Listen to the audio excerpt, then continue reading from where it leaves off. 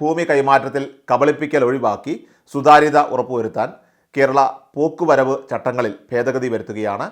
വാങ്ങാൻ ഉദ്ദേശിക്കുന്ന ഭൂമിയുടെ എല്ലാ വിവരങ്ങളും അടങ്ങിയ ആദ്യ രൂപരേഖ പ്രീ മ്യൂട്ടേഷൻ സ്കെച്ച് അത് സഹിതം വിൽപ്പനയ്ക്ക് മുൻപ് വാങ്ങുന്ന വ്യക്തിക്ക് നൽകണമെന്ന നിബന്ധന അടക്കമുള്ള ഭേദഗതികളാണ് കൊണ്ടുവരാൻ പോകുന്നത്. 1966 പോക്കുവരവ് ചട്ടങ്ങളിൽ 29 ചട്ടങ്ങളാണ് നിലവിലുള്ളത്. ഡിജിറ്റൽ സർവേ പൂർത്തിയാക്കിയ എല്ലാ വില്ലേജുകളിലെയും ഭൂമിയുടെ കൈമാറ്റത്തിന് മുൻപ് പ്രീ മ്യൂട്ടേഷൻ സ്കെച്ചും തണ്ടപ്പേര് അക്കൗണ്ട് നമ്പറും നിർബന്ധമാക്കിയാണ് 30ാമതായിട്ട് പുതിയ ചട്ടം രൂപവൽക്കരിക്കുക. റവന്യൂ വകുപ്പ് തയ്യാറാക്കിയ ചട്ടഭേദഗതി നിയമവകുപ്പ് അംഗീകരിച്ചിരിക്കുകയാണ്. മന്ത്രിസഭയുടെ അനുമതി കൂടി ലഭിക്കുന്നതോടുകൂടി പോക്കുവരവ് ചട്ടഭേദഗതി സംസ്ഥാനത്ത് പ്രാബല്യത്തിൽ വരും. സംസ്ഥാനത്തെ 1666 വില്ലേജുകളിൽ 260 ഇടങ്ങളിലാണ് ഡിജിറ്റൽ സർവേ നടപടികൾ ഇപ്പോൾ പൂർത്തിയായിരിക്കുന്നത്. വൈകാതെ മറ്റ് വില്ലേജുകളിലും ഡിജിറ്റൽ സർവേ നടപടികൾ തുടങ്ങുന്നതായിരിക്കും.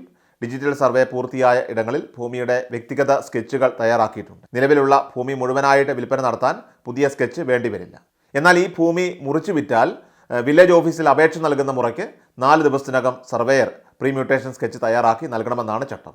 ഇത് സഹിതമാണ് രജിസ്ട്രേഷൻ ഓഫീസിലേക്ക് എത്തേണ്ടത്.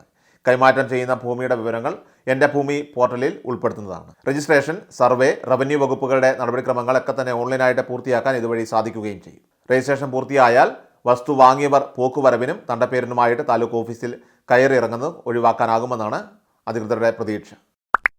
Please subscribe our channel.